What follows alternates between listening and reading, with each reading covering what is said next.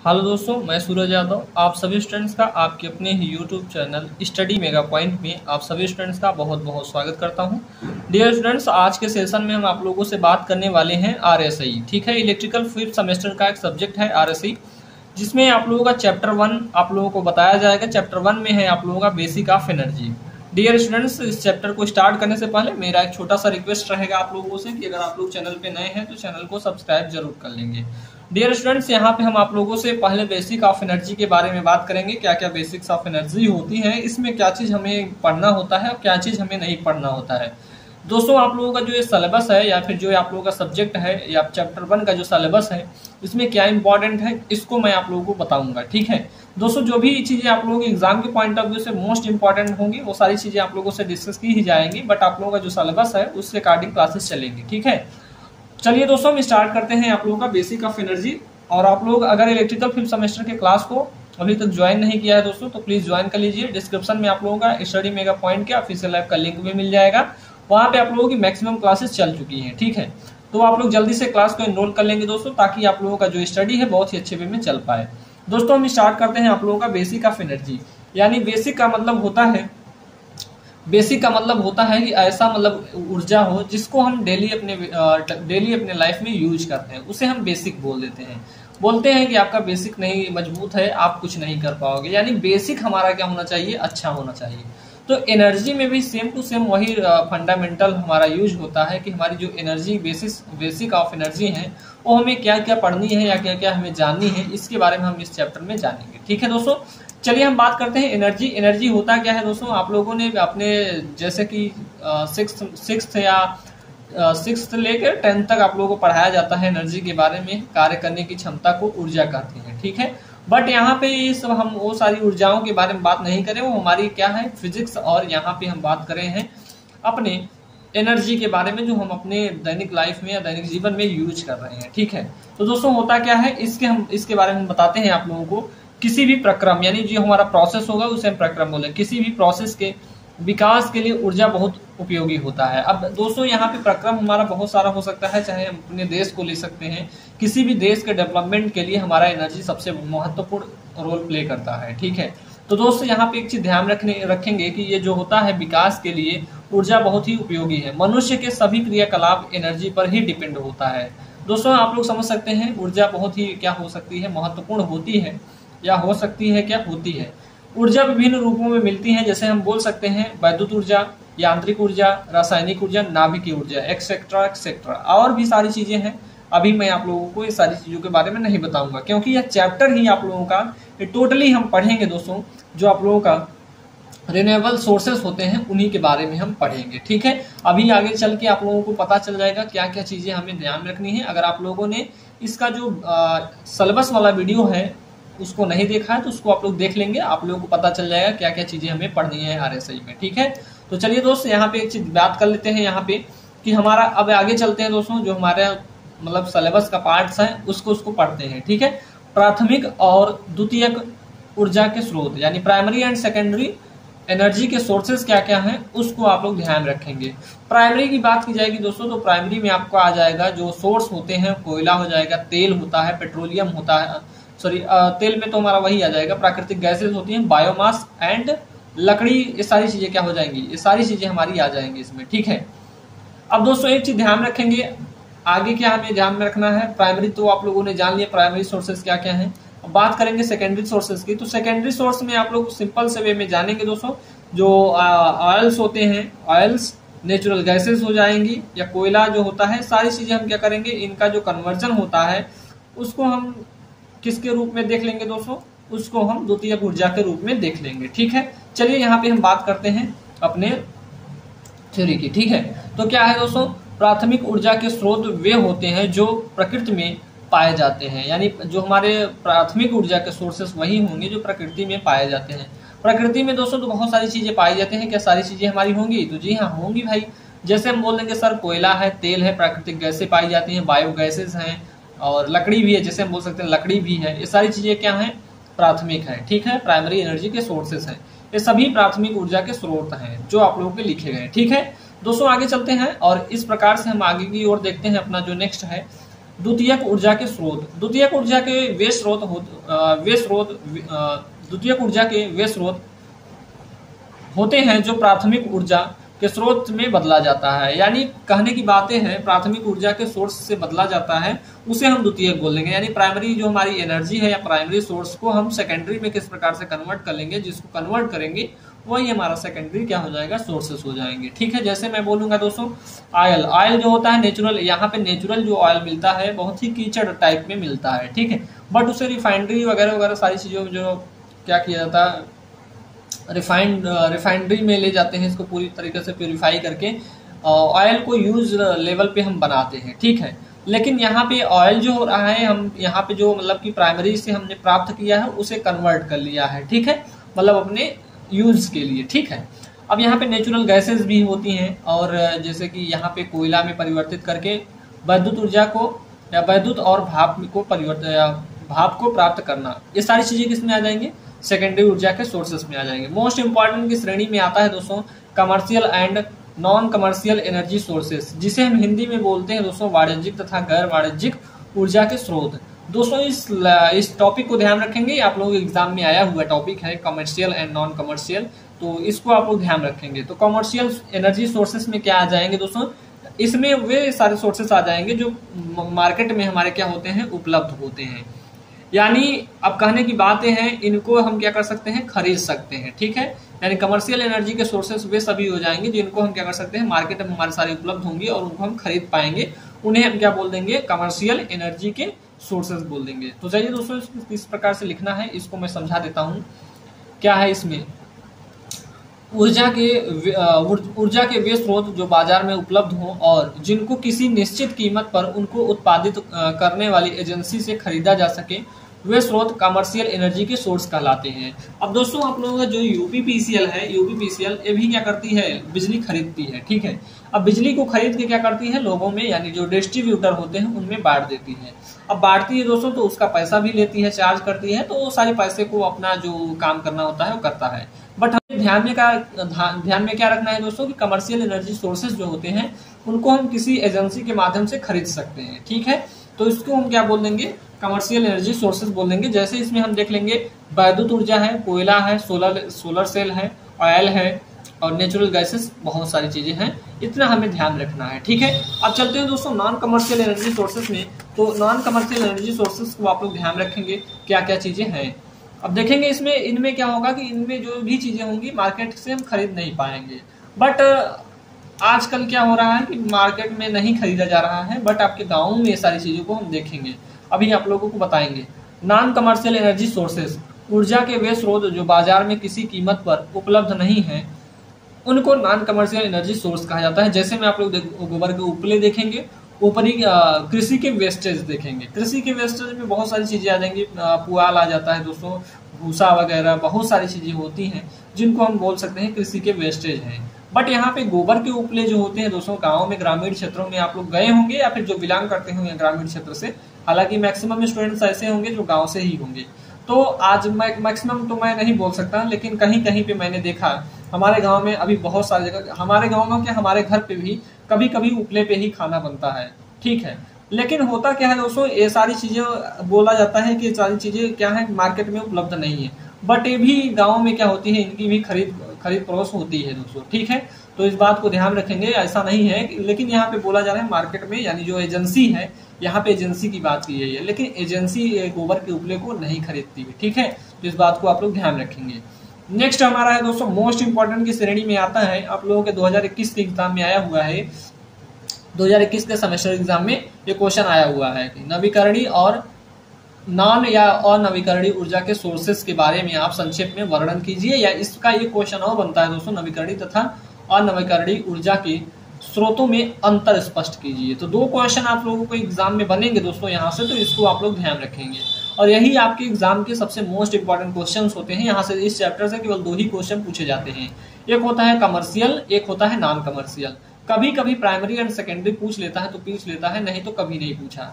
2 पूछ रहा है क्या दोस्तों, पूछ रहा है हमारा कमर्शियल एंड नॉन कमर्शियल, और उसके बाद हमारा होता है रिन्यूएबल एंड नॉन रिन्यूएबल पूछता है। ठीक है, 2 क्वेश्चन यहाँ से पूछे जाते हैं।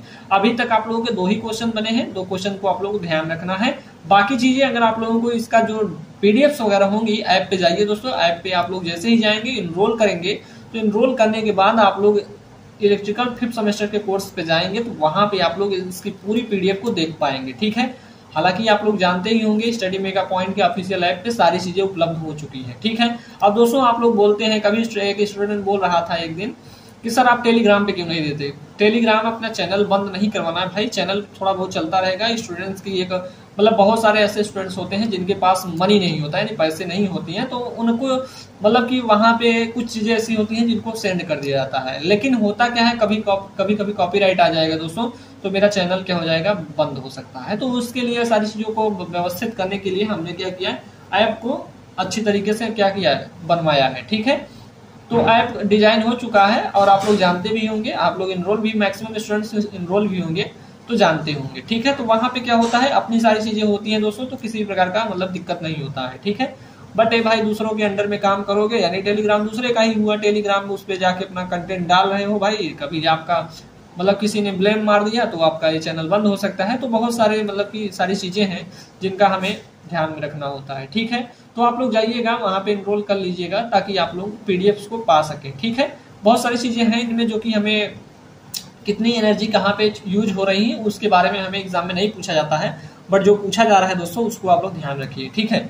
यहाँ पे हम बात करेंगे नवीकरणीय और नॉन या अनवीकरणीय ऊर्जा के सोर्सेस क्या क्या है, ठीक है। रीन्यूएबल, ठीक है, क्या है, रीन्यूएबल है, क्या है, रीन्यूएबल। अब क्यों बोल रहा हूं मैं इसको, आप लोग समझेंगे। न्यू मतलब होती है नई। अब नई का मतलब ये होता है दोस्तों जो कि कभी पुरानी ही ना हो, ठीक है। मतलब उसको हम क्या कर सकते हैं, ये हर समय हमारे रीन्यू जो है, रिन्यूएबल जो है, ये हमारी कभी पुरानी होती ही नहीं है। पुरानी का तात्पर्य क्या है दोस्तों, कि इसमें से हम कितना भी खर्च कर लें लेकिन ये हर समय नई की नई रहती है। बट ऐसी जो हम बात करेंगे नॉन में हम चले जाएंगे, नॉन रिन्यूएबल की बात करेंगे तो वहां पे होता क्या है कि उसको हम खर्च कर देंगे तो समाप्त हो जाएगी, ठीक है। तो यहाँ पे आप लोग एक चीज ध्यान रखेंगे, जब भी हम बात करेंगे नवीकरणीय की तो उसमें आप लोगों को न्यू आप लोगों को याद आना चाहिए। न्यू मतलब ये हम कितना भी आप लोग खर्च कर लीजिए इसको, ये कभी समाप्त ही नहीं होगी, ठीक है। तो इसका एक बेसिक सा वो होता है दोस्तों कि आप लोग कभी बहुत सारा कंफ्यूजन हो जाता है इसमें, रिन्यूएबल कौन है और नॉन रिन्यूएबल कौन है। तो आप लोग आई होप ये बात समझ गए होंगे। अब चलिए दोस्तों इसके बारे में हम पढ़ लेते हैं कि ये अब दोस्तों ये भी समझ गए होंगे कि क्या चीजें नहीं खत्म होती हैं, ये तो आप लोग जानते ही होंगे। चलिए हम बात करते हैं यहाँ पे कि यह असीमित ऊर्जा है, यानी असीमित मतलब इसका कोई सीमित ही नहीं। जैसे इनफाइनाइट के बारे में जानते होंगे आप लोग, इनफाइनाइट हम कितना भी लिख दे उसका मतलब ही नहीं निकल पाता। तो कुछ इसी प्रकार से हमारा रिन्यूएबल है, ठीक है। आगे क्या पॉइंट है दोस्तों, नवीकरणीय ऊर्जा वे ऊर्जा हैं जो प्रकृति में स्वतंत्र रूप में मौजूद होती हैं, ठीक है। लेकिन उसमें से कुछ असीमित मात्रा में मौजूद हैं जो कि हमारा खत्म ही नहीं होंगे। असीमित यानी जिसका किसी प्रकार का, जैसे आप लोग बोलते हैं ना आसमान का कहीं सीमा ही नहीं है, कहाँ तक चला जाता है, तो उसी प्रकार से ये भी हमारे असीमित है, ठीक है। असीमित मात्रा में मौजूद है जो कभी समाप्त नहीं होगा।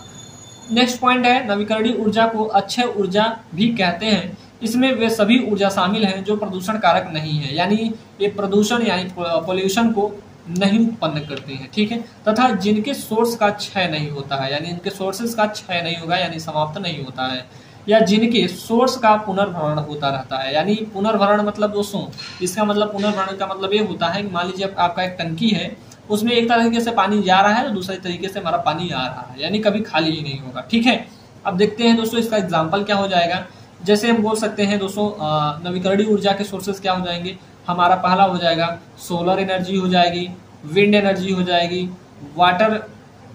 इलेक्ट्रिक वाटर एनर्जी हो जाएगी, ज्वारी यानी टाइडल हम बोल सकते हैं, बायोमास बोल सकते हैं, और हमारा हो जाएगा जैव ईंधन हो जाएंगे। ये सारी चीजें किसमें आ जाएंगी दोस्तों, नवीकरणीय ऊर्जा के सोर्सेस में आ जाएंगी। अब बात करते हैं नॉन में इसका जस्ट उल्टा हो जाएगा दोस्तों। क्या इसके सारी ऊर्जा को हम खर्च कर पाएंगे और फिर कभी प्राप्त ही नहीं कर पाएंगे, ठीक है। तो ये क्या है, सीमित मात्रा में उपलब्ध होते हैं हमारे प्रकृति में, ठीक है।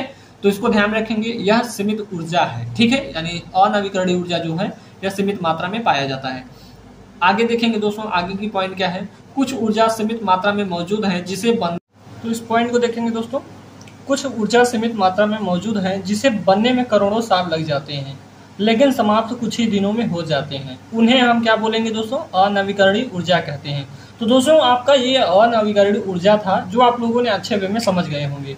अब दोस्तों यहाँ पे हमने आप लोगों से बताया जैसे कि ऐसे कुछ हमारे अवयव होंगे या फिर ऐसी हमारी जो एनर्जी होगी जो हमारी कुछ ही समय में क्या हो जाएगी, समाप्त हो जाएगी, उसे हम अनवीकरणीय। अब कुछ समय में क्या क्या समाप्त हो जाएगी दोस्तों, आप लोग जानते हैं, जैसे हमारा पेट्रोल हो गया, डीजल हो गया, कोयला हो गया। यहाँ तक कि कोयले के लिए बोला गया है दोस्तों कि 2070 तक या 2050 तक इतने में आपका कोयला जो है समाप्त हो जाएगा। ठीक है, तो ये आप लोगों का कुछ डाटा आया है दोस्तों, इसको आप लोग ध्यान रखेंगे। ठीक है, अब दोस्तों यहाँ पे एक पॉइंट लिखा हुआ है कि यह ऊर्जा मानव संसाधनों में ज्यादा प्रयोग से यह समाप्त हो जाता है। यानी मानव संसाधन जैसे आप लोग गाड़ी मोटर वगैरह वगैरह जो भी इक्विपमेंट्स होते हैं उनको चलाने के लिए कहीं ना कहीं एनर्जी की जरूरत पड़ती है। तो दोस्तों उसको हम चलाने के लिए क्या करते हैं, इस प्रकार की एनर्जी को यानी अनवीकरणीय ऊर्जा को हम यूज करते हैं। ठीक है, तो इससे क्या होगा कि जो अनवीकरणीय ऊर्जा है वो समाप्त हो जाएगा। ठीक है, आगे चलते हैं दोस्तों। इसका जैसे एग्जाम्पल आप लोग देख सकते हैं यहाँ पे, जैसे हमारा बोला गया जैसे कोयला है, पेट्रोलियम है, प्राकृतिक गैसें हैं, मिट्टी का तेल है। यहाँ तक कि आप लोग जानते ही होंगे पहले क्या होता था, राशन कार्ड पे मिट्टी का तेल मिलता था, लेकिन अब वो सारी चीज़ें बंद हो गई हैं। ठीक है, इसका सबसे बड़ा डिसएडवांटेज क्या है दोस्तों कि आपकी जो यहाँ पे जो तेल है इसकी जो कीमत है बहुत ज़्यादा बढ़ोतरी हो गई है। तो यहाँ पे हम मिट्टी का तेल अब बनाना ही बहुत कम, मतलब कि मिट्टी का तेल बनाया जा रहा है और लोगों में क्या किया, डिस्ट्रीब्यूट किया जा रहा है, यानी बांटा जा रहा है। तो इस चीज़ को आप लोग समझ सकते हैं कि मिट्टी का तेल तो अब मैक्सिमम स्थानों पे नहीं मिल रहा है। आप लोग जानते होंगे जहाँ पे पेट्रोल है, पेट्रोल और डीजल का ही यूज ज़्यादा किया जा रहा है, प्राकृतिक गैसें हैं तो उनको भी यूज किया जा रहा है। दोस्तों जो आप लोग एग्जाम का सबसे इंपॉर्टेंट क्वेश्चन बनता है, मैंने आप लोगों को बता रखा है क्या क्या बनता है। दोस्तों एक चीज ध्यान रखेंगे, यहाँ पे नवीकरणीय ऊर्जा तथा अनवीकरणीय ऊर्जा से आप क्या समझते हैं इसके बारे में संक्षेप में वर्णन कीजिए। एक क्वेश्चन तो ये बन जाएगा। उसके बाद नेक्स्ट क्वेश्चन यहाँ से हमारा ये बनता है, एक क्वेश्चन और बन जाएगा इससे कि नवीकरणीय ऊर्जा के स्रोत तथा अनवीकरणीय ऊर्जा के स्रोत में अंतर बताइए। तो कितने अंतर आप लोगों को, मैक्सिमम 3-4 अंतर, 4 मैक्सिमम तो याद ही होने चाहिए। 4 याद रहेंगे दोस्तों तो आप लोग लिखेंगे तो आपको 4 नंबर मिल जाएगा। ठीक है, 5वां लिख देंगे तो 5 नंबर मिल जाएगा। ठीक है, अब दोस्तों एक चीज समझना होगा आप लोगों को, किस प्रकार से आप लोगों को इसका डिफरेंस या अंतर लिखना होता है, इसको मैं बताऊंगा आप लोगों को। ठीक है, जैसा कि आप लोगों ने पीछे पढ़ा उसके अकॉर्डिंग ही सारी चीजें लिखी जाएंगी। अनवीकरणीय एक तरफ लिख लेंगे, एक तरफ नवीकरणीय लिख लेंगे, एक तरफ अनवीकरणीय ऊर्जा के सोर्सेस लिख लेंगे। दोस्तों नवीकरणीय में हमारा पहला पॉइंट होगा, ये लगातार प्राप्त किए जा सकते हैं। यानी हमारा जो ये नवीकरणीय ऊर्जा के सोर्सेस हैं ये हमारे लगातार प्राप्त किए जा सकते हैं। जैसे सूर्य की एनर्जी हो गई, ये लगातार प्राप्त किया जा सकता है। लेकिन अनवीकरणीय ऊर्जा के सोर्स जो है, जैसे हमने पेट्रोल को ले लिया, तो क्या पेट्रोल हर समय प्राप्त किया जा सकता है?